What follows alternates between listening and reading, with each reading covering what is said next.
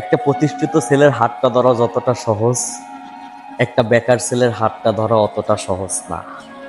ঠিক তেমনি একটা সুন্দরী মেয়েকে যতটা ভাবে ভালোবাসা সম্ভব, ঠিক একটা কালো মেয়েকে ততটা ভালোবাসা কোনোদিনও সম্ভব না।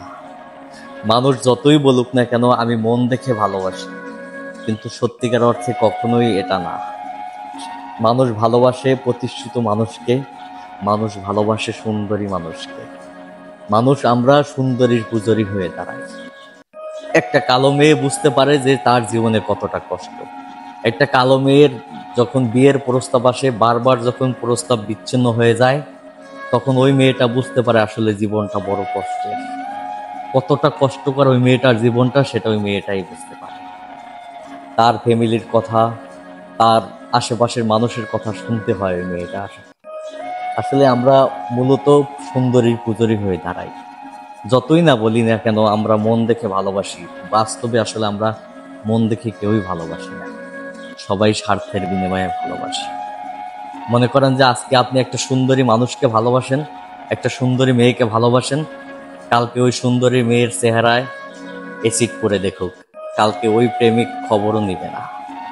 সত্যিকার অর্থে তার রূপের পূজারি করছে, সত্যিকার অর্থে মন দেখে কখনোই ভালোবাসে না।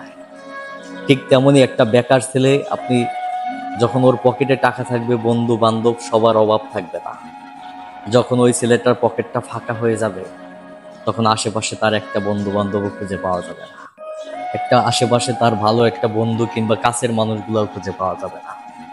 আজকে আপনার এই ছেলেটা যে মানুষকে খাওয়াচ্ছে দাওয়াচ্ছে, মানুষের সাথে মাস্তি করতেছে, আনন্দ করতেছে তার নিজের টাকা শেষ করে, কালকে ওই ছেলেটার যখন টাকা না থাকবে, ওই ছেলেটাকে কেউ ভালোবাসবে না।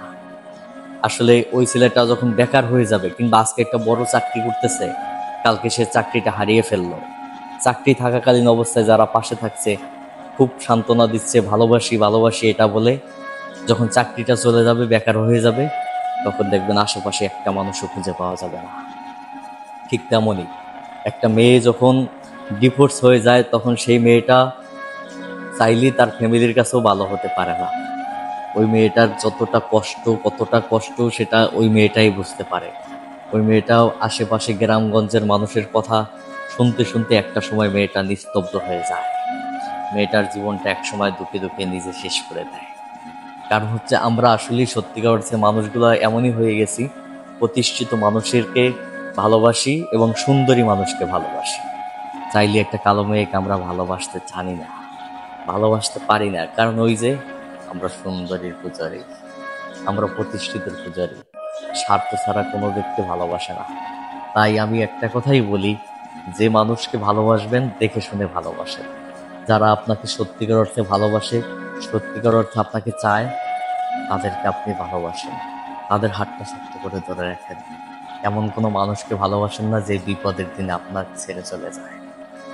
এমনই কিছু মানুষ আছে আমাদের মাঝে, যারা আমাদেরকে ভালোবাসি ভালোবাসি বলে মুগ্ধ, আপনাকে এতটাই ভালোবাসে যখন আপনি প্রতিষ্ঠিত থাকেন, যখন আপনি সুন্দরী থাকেন, কিন্তু যখন আপনার এইগুলো ফুরিয়ে যাবে, আপনার কাছে একটা মানুষও খুঁজে পাবেন না। এই জন্যই দেখে শুনে মানুষকে ভালোবাসেন। ওই মানুষটাকেই ঠাঁই দেন যে মানুষটা আপনার বিপদের দিনে পাশে ছিল। ওই মানুষটাকে আপনি হাতটা শক্ত করে ধরে রাখেন, যে আপনার কষ্টের দিনে আপনাকে সান্ত্বনা দিছে, যে আমি তো তোর পাশে আছি, তুই চিন্তা করিস না। এমন বন্ধু কিংবা এমন বান্ধবী কিংবা এমন মেয়ে খুঁজে পাওয়া যায় না। আপনি বিপদে আছেন, তখন যে মানুষটা আপনাকে বলবে যে তুই চিন্তা করিস না, আমি তোর পাশে আছি, এর থেকে বড় শান্তি আর কিছু হয় না। হয়তো সে অর্থ দিয়ে না, সে টাকা দিয়ে না, টাকা পয়সা কোনো কিছু দিয়ে আপনাকে হেল্প করতেছে না, কিন্তু মুখের ভালোবাসা যে দেয় কিংবা আপনার বিপদের সময় পাশে থাকে, সেটাই হচ্ছে প্রকৃত বন্ধু। আর সুন্দরী পূজারী, প্রতিষ্ঠিত পূজারী যারা করে, যে ব্যক্তিগুলো করে, ওইগুলোর কাছেও যাইয়েন না। ওই মানুষগুলোকে ত্যাগ করেন, দেখবেন আপনি জীবনে চলার পথে অনেকটাই সফলতা অর্জন করতে পারবেন। এটাই বাস্তবতা। সত্যিটা মানতেই হবে আপনার, শুনতে যতটা খারাপ লাগে, কিন্তু বাস্তবে ভেবে দেখেন, এটাই বাস্তব কথা, এটাই বর্তমান সমাজ।